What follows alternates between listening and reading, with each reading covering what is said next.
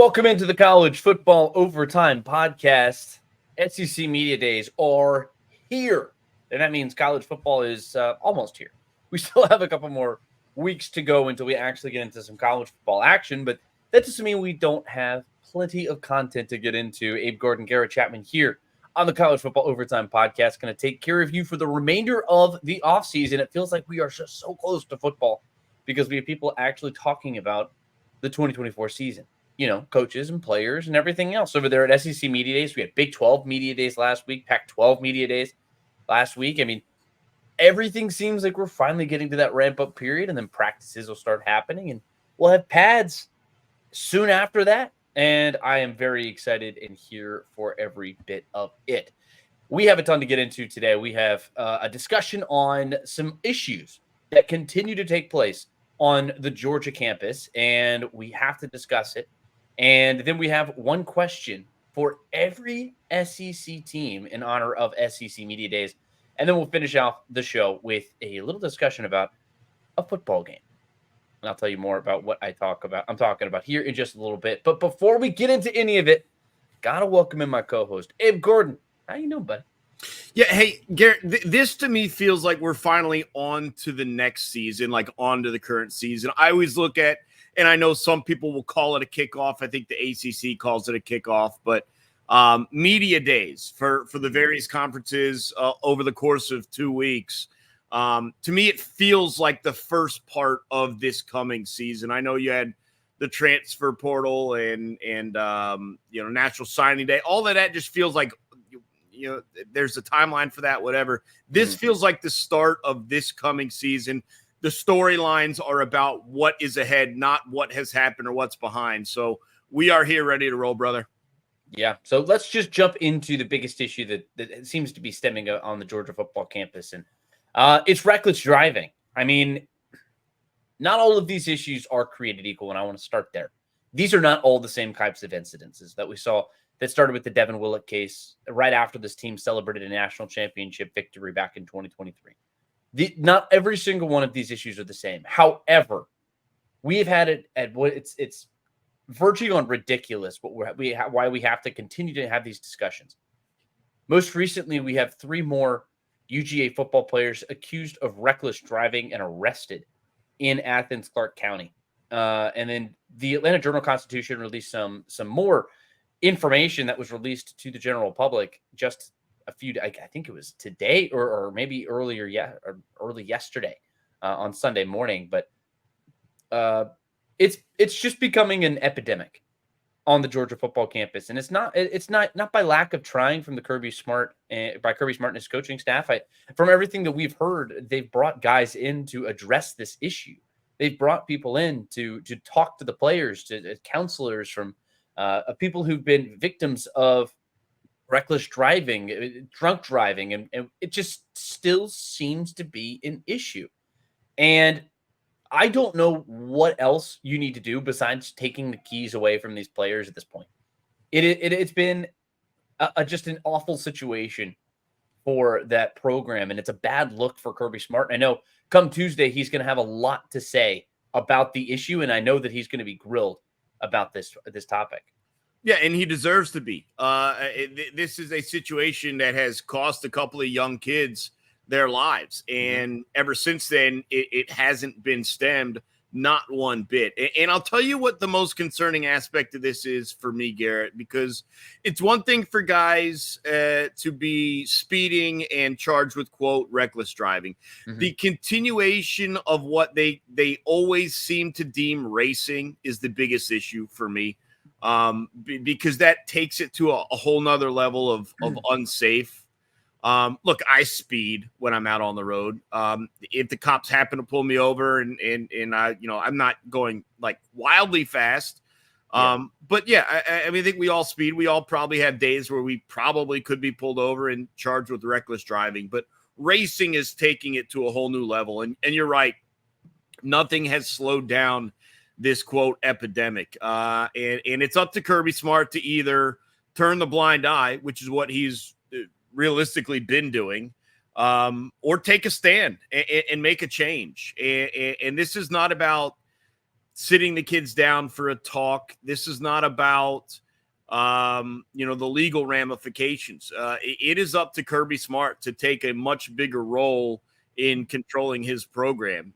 And look, there are situations here that Kirby would be fired if he wasn't winning national championships. If there was a middling program that had to undergo some of these same things, he would be gone. Mm-hmm. The fact that he's winning obviously has bought him an incredibly long leash, and rightfully so. But not trying to be too negative about this here, Garrett, you are heading down a road towards another tragedy if you cannot control this.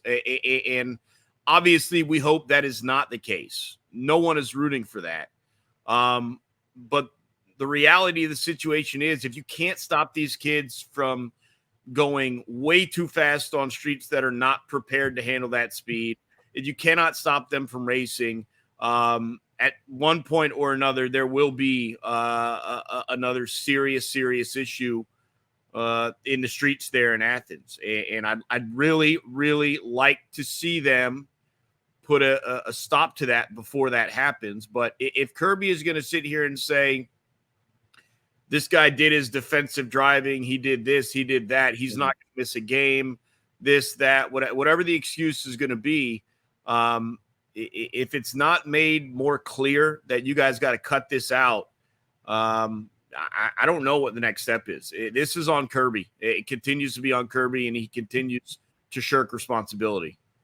Yeah, I mean, look, and this is a situation because these guys are driving these unbelievable vehicles. I mean, I'm sitting here reading through these reports again, and like, one's driving a Porsche, one's driving a Dodge Charger, another one's driving a different Porsche, and maybe it's the types of vehicles that these guys are driving, and it's just they're 18, 19-year-old kids who've never really had anything like that. I mean, look, I'm in my 20s and I've never driven a Porsche. I've never driven a Dodge Charger. I've never driven these unbelievably powerful vehicles. And when you're that age, you're under the age of 25, your brain really is not fully developed. And these guys are not making adult decisions. They're not acting like adults. But the thing is, if they're not going to act like adults, then you can't treat them like an adult. Then you can't give them these freedoms. You have to, outside of just taking the keys away from these guys, I don't know what else they need to do. It's to the point now where this program, the players in this program need to be coddled. They need to have people who, I mean, I'm not even kidding when I say this. You might just need to have these players given designated drivers to go to class, to go down and take their girlfriend on a date, to go do anything, go get dinner. Like, you just cannot trust these kids anymore. And the locations that these kids are doing all of this are around other people. These are not off of old dirt roads where nobody is. These are on Broad Street. It's right there in the middle of where everybody goes to class. There are people who live there. And it's just a brutal situation. And then when you have a lot of these other details that are coming out about how they're blowing into pedestrian crosswalks in the middle of the day. God forbid there are students who are walking across the street and they take a life of a student or another, just not even just a student, anybody. It's a serious issue. And there's a 14-page police report illustrating all of the things that Bo Hughley was doing with his, I want to say he was the one driving the Camaro. It's just, it's the point where he ripped the tire off of his car. That's unacceptable. I mean, I just don't know how anybody has done that. I've been driving for 15 years and I haven't come close to doing anything like that ever. I don't understand what the issue is. And he's riding with another player in the front seat. And God forbid somebody else loses their life, because you would think that Kirby Smart receiving the phone call is the ultimate thing that you would have to say, wow, oh my God, I hope that doesn't happen. But there have been 24 cases of this since that happened. 24 different cases of this. And I go on to the Learned Journal-Constitution to click on the article, and I see 3 different articles referencing 3 different incidences. just in the last month. It's unbelievable what's going on. And then the same week that Trevor Etienne has DUI, a DUI that's thrown out of court. The same week. It's inexcusable. And look, I don't necessarily blame Kirby Smart for this. I don't know how you can, because I don't know what else he can do outside of just taking the keys away. Yeah, I mean, I would start with playtime. He's made it very clear that he's not going to, but that's where it starts. And obviously, there are a couple of messages you can deliver. The first one, if I were them, is, hey, you guys are here at Georgia because you are the best players in the country. And there's a pretty good shot in 2 years or in 3 years that you are going to be taken in one of the first rounds of the NFL draft. But you got to get there. And if you keep making these decisions, you are not going to play in the NFL. Everything you've worked hard for, and you got to make that clear to begin with. And look, you look up and down Georgia's roster. Every starter on offense, every starter on defense, there's a pretty good shot that guy's going to be in the NFL in one way, shape, or form or another. Maybe it's in the first round, maybe it's in the seventh. But I would start with that message. Hey, you guys are screwing up your chance at the NFL, and go from there. And if it takes playtime, fine. Here's the thing. Is Kirby Smart willing to risk losing a game to get the message across? And right now, I would say the answer is no. Yeah. Well, it remains to be seen. I'm absolutely fascinated for what happens when Kirby Smart does eventually take the podium on Tuesday of SEC Media Days. The question is going to be asked. It's going to be in his opening statement, I can all but assure you. And the downside is that we're not going to be talking about football. We're not going to be talking about football for the best team in the conference. It's all going to be about, do you have control over your football program right now? Because, I mean, the excuse only goes so far. I have seen and heard the different things that Athens Clarke County Police do, and I know that they are very engaged, let's just say, but this goes so far beyond that. And the excuse that I hear from, I mean, look, we're in the state of Georgia, and the excuse that I hear from Georgia fans all the time is, oh, it's just Athens Clarke County Police. This goes a little bit deeper, and it's something that needs to be addressed by the football program. But Abe Gordon, what do you say we move to something a little bit lighter? SEC Media Days, of course, like we've been alluding to throughout the entirety of this podcast so far, is underway, and we want to go through this. And instead of going in and reacting, lambasting everything that's said over the course of the week, we'll just save that for next week. This week, we're going to be the ones asking the questions, and we're going to ask one question for every SEC team. And Abe Gordon, we'll just go back and forth. We'll just say our questions and then just sort of discuss it for a quick moment and move on quickly. And we'll go through every single conference, starting with Alabama. And I'll just give you the microphone. Yeah, I think the question is there a step back? And if so, how big a step back is there in year one for Kalen DeBoer? I think he's done a lot of good things in this offseason, but there is still an expectation that maybe they're not quite on the level that they were under Saban. Is that true, or is that an overreaction? That's what I'm looking for throughout the season here in regards to Alabama. Yeah, and I think if you ask anything other than something about Kalen DeBoer, you're kind of kidding yourself. Nick Saban is the greatest coach to grace the sidelines in college football, and we saw it, and he's dominated this Alabama for 15 years, and he's not going to do it, or almost 20 years, and he's not going to be there anymore. Obviously, he's forgot his media badge earlier today. It wasn't even allowed into SEC Media Days this morning, and look, it's hilarious first and foremost because he said he's never had to wear a credential in his life. Yeah, that doesn't surprise me because generally speaking, he has somebody who's guiding him along and helping him through everything. But look, for Alabama, for me, it's more of the same. There is the future. Is the future brighter than what we've seen? And I think that's the question, or is it going to be more of the same? Is Kalen DeBoer going to be that guy? That's really the biggest question. But let's move down to Arkansas, because I feel like we're pretty much on the same page. Oh, there's a little chipper. Trying to jump in here, but if Chipper wants to come in. She's always welcome to come on. She always has wonderful opinions.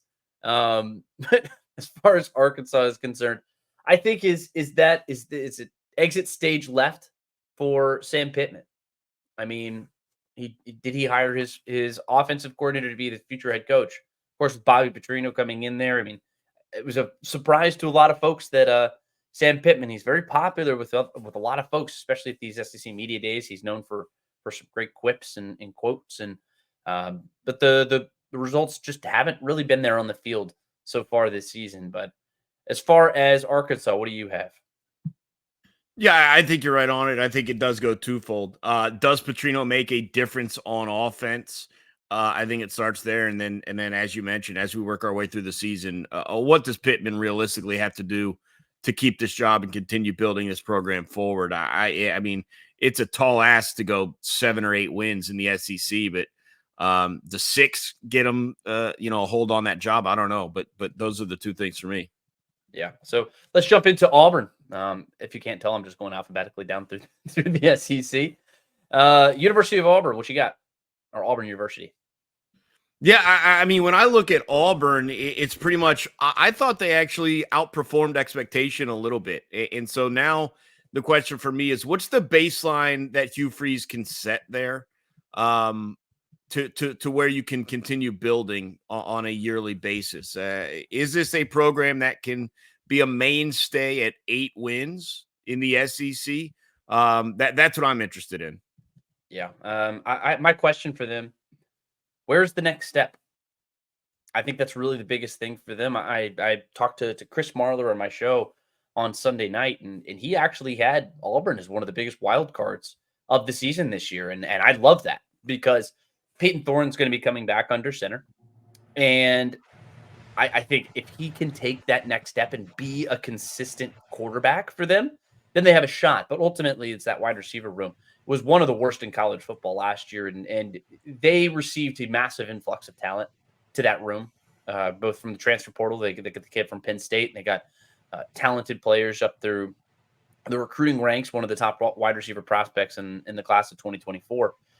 I think they're going to be a lot better really quickly. And I don't think that they're going to be a team that challenges for an SEC title next year, much less a spot in the college football playoff.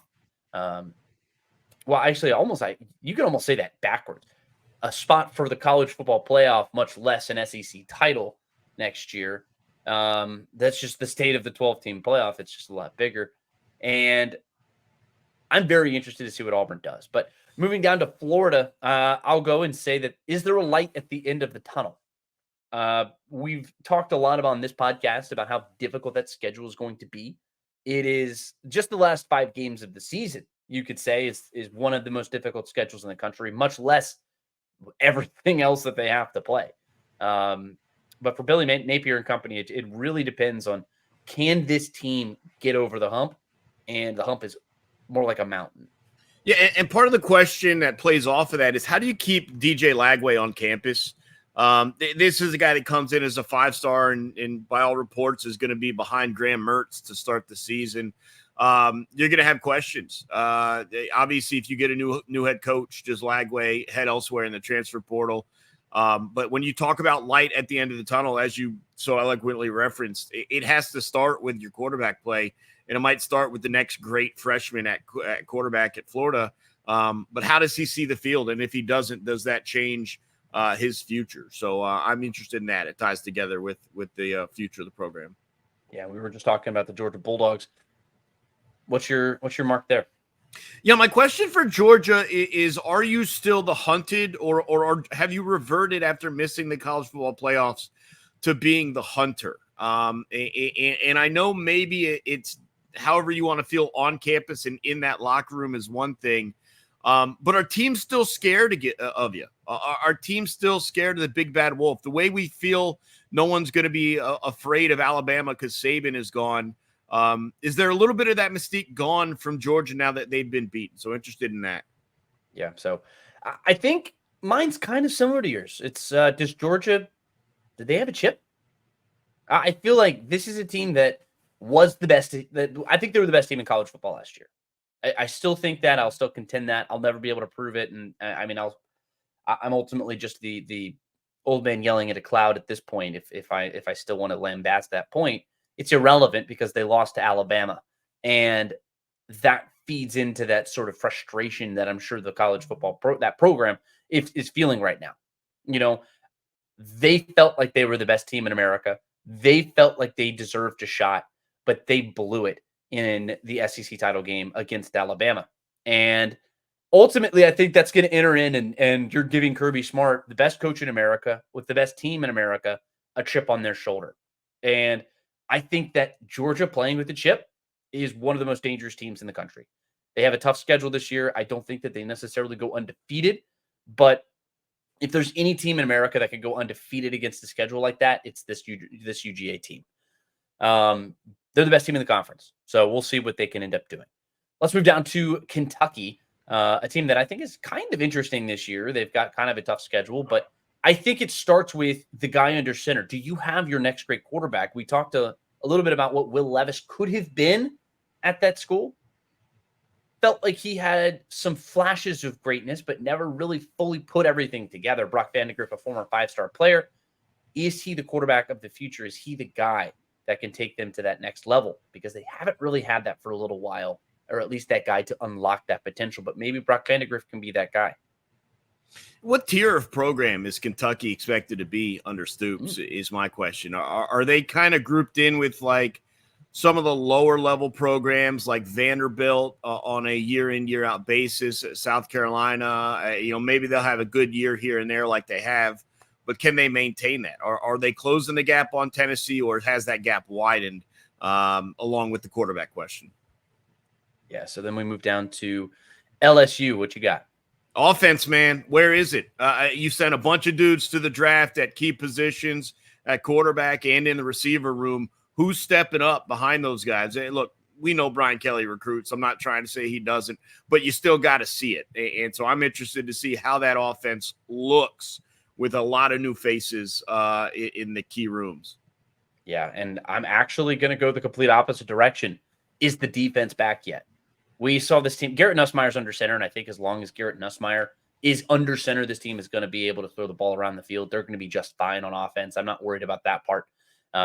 Emory Jones is going to be back at running back. So I think they'll be good on offense. The defense is something that cost them games. An offense that was that good should have had a shot at the SEC title game, especially with an Alabama team that was struggling in the way that it was. LSU was not good enough on defense. In fact, they were dreadful in defense. They were one of the worst teams in America, which is super weird to say. But then you go in and bring in Matt House, change out the defense, pretty much the entire defensive staff. And like, can they unlock Harold Perkins? Can they get him to that next level? I think they have a lot of questions on that defensive staff. And it starts with, can Brian Kelly re-unlock that potential on defense? Moving down to Mississippi State, Levy, how quick can he fix this team? I mean, he's one of the undersung coaching hires across the country. And look, he was a fantastic offensive coach over there at Oklahoma. Can he come around and fully re-unlock that program that's just hasn't really been able to get over the hump? Anytime there's a new head coach, no matter what program, I'm always going to ask for you in year one to set the baseline. We asked that of guys around the country last season. Set the baseline, set a mark where you can say, all right, here's where we are. We're going to be here and no worse every single year, and hopefully build up. So let's find out what the baseline is for Mississippi State this season. Yeah. So let's move down to Missouri. What you got? Can you repeat the effort of a year ago? Defensively, offensively, obviously you lost Schrader out of the backfield, but you do return Brady Cook. You do return Luther Burden. What can you showcase? Because don't let last year become an anomaly, right? That's what you're trying to avoid. Where are you? Because last year was an outstanding season for this squad. You do bring a lot of these guys back. How can you find a way to come close to what you put up last year? Yeah, I think that's really the biggest thing is, can Drake run it back?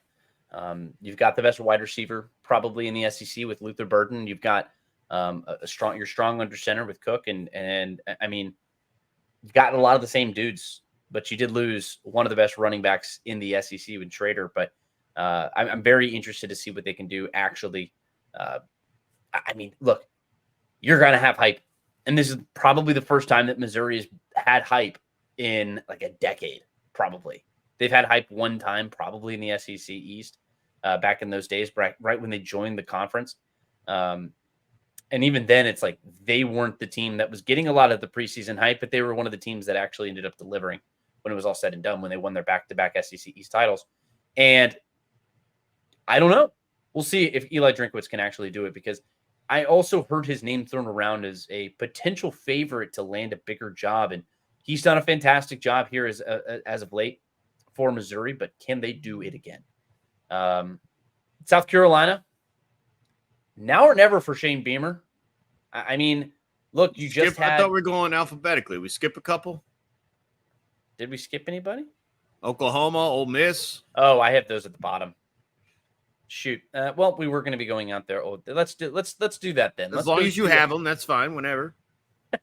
We'll go to Oklahoma. We'll actually go to Oklahoma, because I definitely slipped in South Carolina there on accident. But so let's Oklahoma. Can they survive year one? Yep. That schedule that they have, I had to go back and pull it up. Look, oh my God. It's Tennessee on September 21st. That's going to be tough. Then you go on the road to Jordan-Hare Stadium on September 28th. And I'm going to tell you this much. There isn't anybody on that roster who's experienced an environment like Jordan-Hare Stadium. There really hasn't, because you go through, and all due respect to the Big 12, all due respect, they're a great conference. They do a lot of great things. They got some good programs. They do not have fan bases like Auburn. They do not have an environment like what they have there at Jordan-Hare Stadium. That's going to be fascinating. Auburn's not necessarily that high-tier team yet, but that environment, I just am very interested to see how they react to it. Then you have the bye week, and then it's Texas. Then you're at Ole Miss midseason. That's going to be a very interesting matchup. But then you finish the season at Missouri, Alabama, at LSU. And speaking of environments, LSU is the toughest place to play in America, and Oklahoma is about to get a very rude awakening their first year in the SEC. Yeah, I'm right with you. How prepared are they for the adjustments they're going to need to make in the SEC? And we'll get to Texas in a little bit. I have a slightly different take for Texas. But yeah, I'm with you. How do they handle year one? How prepared are they for what they're about to deal with? So let's go to Ole Miss. I mean, what's the cap on Lane Kiffin, right? I mean, how good can this team become? They've lost a couple guys in the transfer portal, but they brought a couple of other dudes into the program. What is the cap? Is this a team that can compete for a national championship? Or is this just a very good team, might make the playoffs, could spring an upset here and there, but realistically can't put it together? Where exactly is this for Lane Kiffin? I think the biggest question, excuse me, the biggest question for Ole Miss and Lane Kiffin, how do you get to tier one? Yeah. They're so very clearly a leg below the Georgias and the Alabamas and the Texas and like those top national championship contenders. They live kind of like they're in that same level as kind of where Missouri is right now. And I would say that there are probably 6 or 7 teams in the SEC that could really contend for a spot in the college football playoff. Ole Miss is absolutely one of them. But as far as legitimate teams that can win the SEC, how do they get to that next level? How do they jump up and kind of find that extra gear?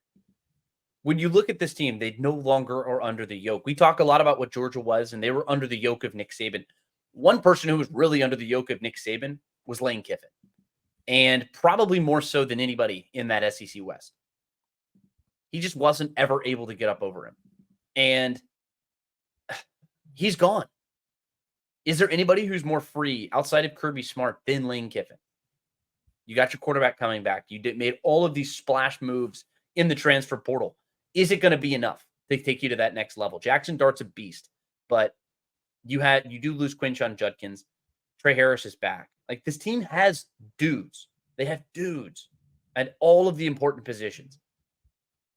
But we saw what happened last year when they go into Athens. They get their rears handed to them.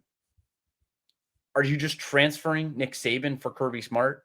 You have a chance to play them this year, and I think that's going to be a fascinating matchup for him. But what does Ole Miss have to do to take that next step? I think that's really the biggest question for them there.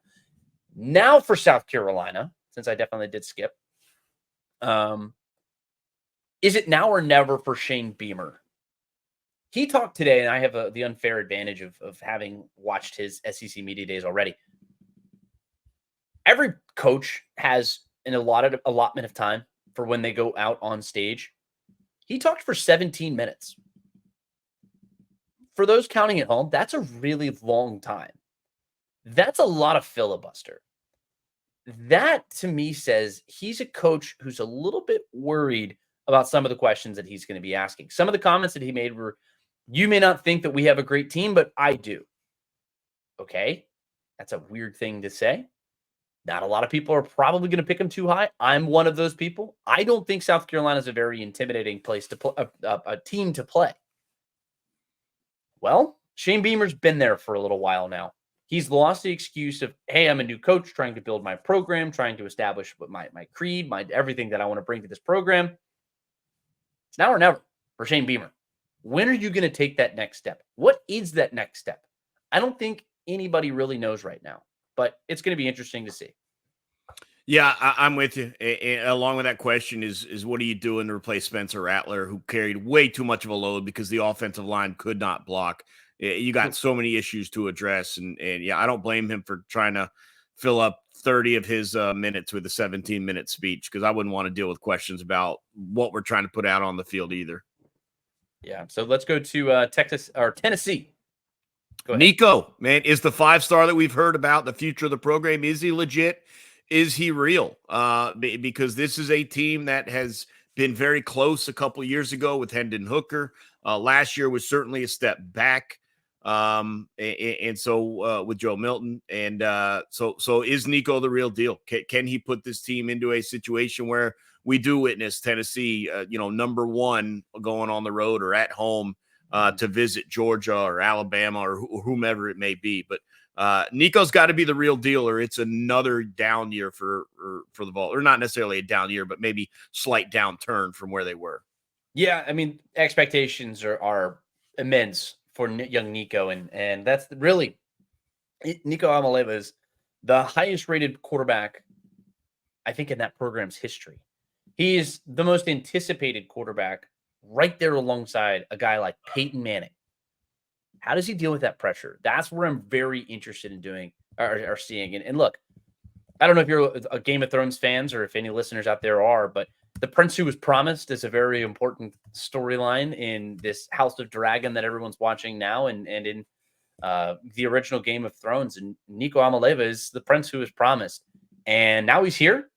Now he's your starter, and what do you do with it? I think that's really where it all comes down to. He's got the wide receiver in Squirrel White he's going to be solid out wide. You have some talent out there. The defense, sure. I mean, you've got some studs along that defensive line and that pass rush. You're going to have some guys. I mean, this is going to be a good team. And I think the number one thing that Josh Heupel needs from this team is consistent quarterback play that keeps them ahead of the chains, and it's a very quarterback-friendly offense. We've seen what he can do if he has a guy under center, like what he had in Hendon Hooker back in 2021 or 2022, rather. If you have that guy who can consistently keep you ahead of the chains, Tennessee's a very dangerous team on offense if they can do that. And Nico is infinitely more talented than Hendon Hooker, but does he have it up here in the same way that he has the physical traits? That's the biggest question for me. Moving into Texas A&M, another new coach question. Was it really just Jimbo Fisher? I mean, look, Jimbo was able to recruit at an extremely high level. They had a very talented team, but they never put all the pieces together, whether it was injuries or dissent or other problems within the team. Mike Elko's here now. Jimbo Fisher is the past. And I really like Mike Elko as a coach. This team saw some of its best years when Mike Elko was a part of this program as its defensive coordinator back in the day. And I loved what he was able to do at Duke.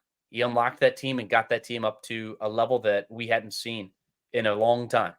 And now he's at a program with some money. Now he's at a program with some talent.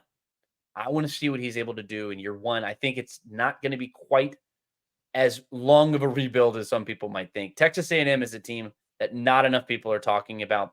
Connor Wegman under center, the talent on that defense. They lost a lot in the transfer portal, but not enough for this team to completely bottom out. I want to see what Mike Elko does year one, but how long does it take for Elko to build up that program? Yeah, look, I know this is the cheap way out, but just like I've said for a number of other first-year coaches, set the baseline. That's what I'm looking for. I do believe there's still talent on this roster. Probably not enough to win a national championship, but set the baseline and then build from there. Let's go to Texas next. Are they ready for the grind?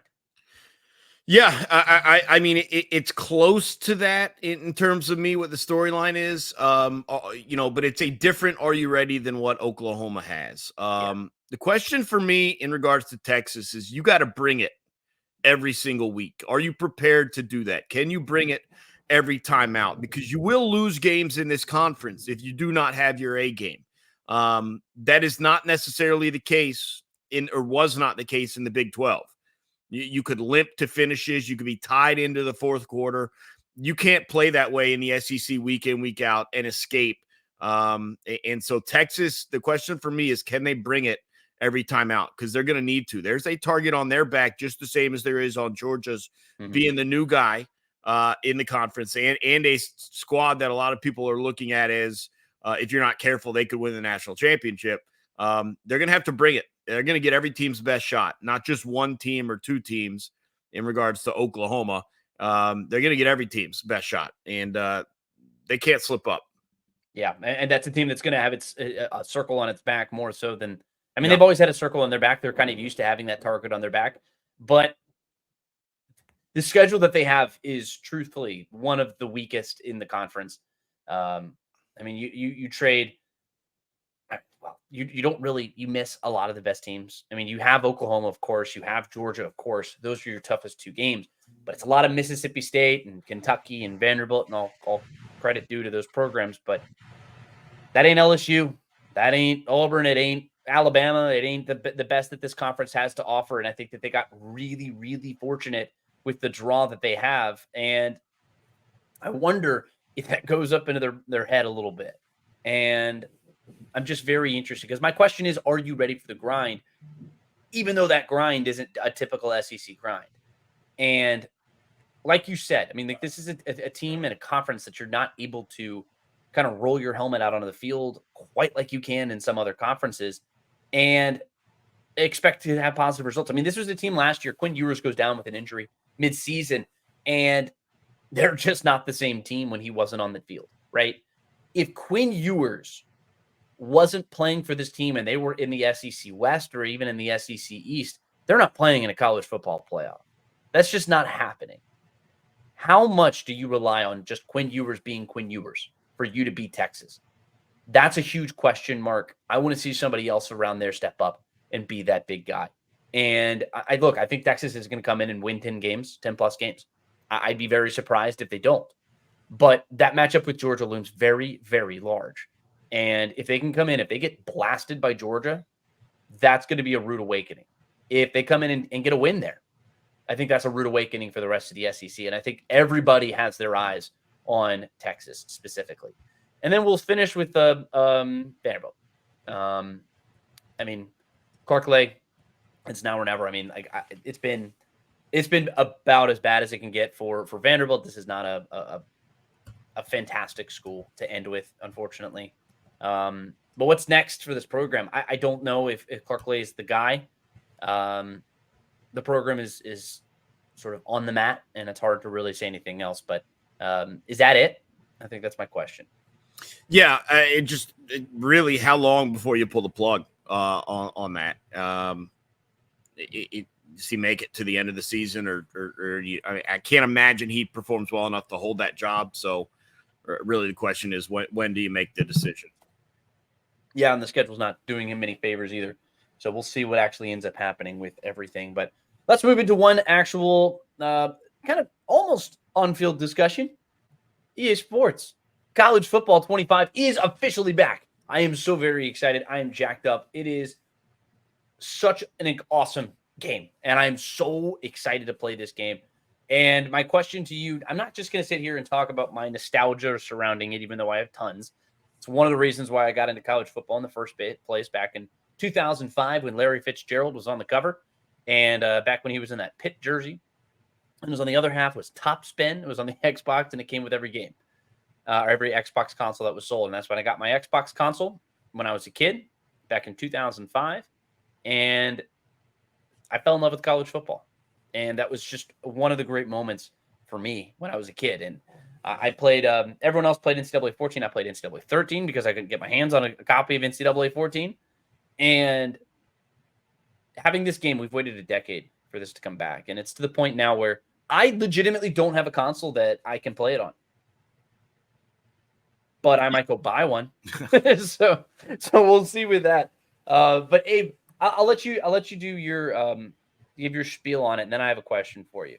Well, look, I won't play it either. I don't have a console. I'm interested in how long the honeymoon period of this game lasts. I follow gaming quite a bit. I watch on Twitch quite a bit, sometimes on YouTube. I'm interested to see the first group of like high tier gamers complain about the game because it's going to be a while, right? Like everyone's just so happy to have it. I'm waiting for like that first group of like, this is unrealistic. How can you do this to the tradition of this or that? So I'm waiting for the first, compilation of glitches in the game, stuff like that. So it's going to be a long honeymoon period. There's no doubt about that. Yeah. And look, at the end of the day, it's like I have a buddy who I'm going to go stay with a buddy up in Charlotte when I go to ACC Media Days to cover the Yellow Jackets. And look, he has the game, and he's going to be playing it come this weekend. And I'm literally going up early so that I can go play this game. I'm very excited to play this game. And like you said, I mean, that's one of the reasons why I haven't bought the console already is because I'm terrified. I don't game enough to be like, oh yeah, it's fine. I'll just go play some other games or whatever. I'll play the game anyway. Not really. I don't game a lot. That's not really something that I do too much. It's just, I don't have time because I work all the time. And I don't know. We'll see. But I'm really, really, really excited to go play this game. Needless to say. But my big question to you is, the big topic of conversation is which team would you rebuild? And I'll ask you that question. And I have a couple of teams that I would put on that list because, it's effectively against the law to go play as a Georgia or Ohio State or Alabama or Texas or one of those big programs that's already big. The whole point of it is you're looking to build a program up or back up. Who's your team, man? Yeah, I mean, I don't play by those rules. Like, I'm going to play with Florida. Like, I don't care. I mean, that's building a program back up. That's a team that you think I need bowl to game and lower myself to Georgia Southern or UAB just to enjoy building a program? Screw that. I'm taking Florida. I'm a Gator fan. I'm playing with the orange and blue on. Like, whatever. Get out of here. It's my game, not yours. Who cares? Fair enough. That's not a terrible answer. I'm the opposite. I think if you want to go play as a MAC team, I love playing as the big teams too.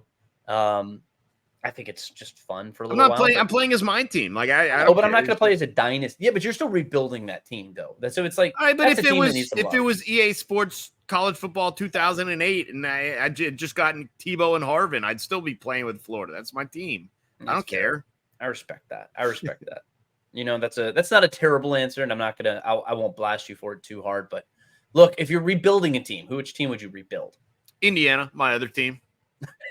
So boring. They got a new head coach. We need stadium upgrades that I got to pay for. I mean, come on.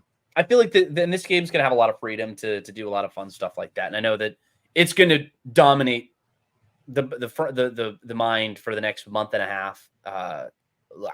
I'm so excited to get my hands on this game. And I know that they have online dynasties and things like that people are going to be able to play with their friends and do everything else. And it's going to be a lot of fun. So very much looking forward to that. I'm going to go play as a team probably in the MAC conference or maybe in the Sun Belt. Georgia Southern's a great one. The Dukes, James Madison, that's a fun one.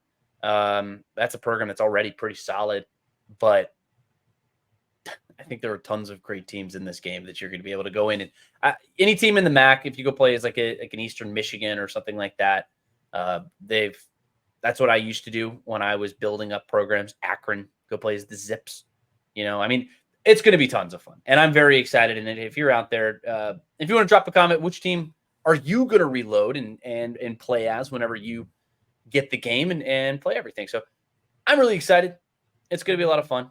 But look, college football is on the horizon. We're like 40 days away or something like that from college football teeing up in Dublin, Ireland for week 0, Georgia Tech and Florida State. I cannot wait. But make sure you make sure you subscribe, make sure you follow along with us all off season long. We got a lot of coverage for you, and we'll have more SEC Media Days reactions coming up next week and everything else that we can get into. For Abe Gordon, my name is Garrett Chapman. Thank you so much for listening. This is the College Football Overtime Podcast. We'll see you again right here next week. Thanks for listening.